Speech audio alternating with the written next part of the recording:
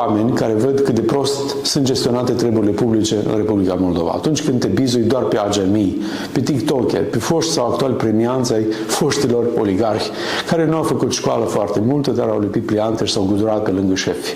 Între timp, oamenii văd cum prin diverse scamatorii infrastructura critică este cedată unor rechini ai piețelor obscure, la început portul Giurgilești, apoi rețelele de transport, urmează ceturile, fără explicații plauzibile, fără alternative de politici, curat, murdar, cum ar spune Caragiale.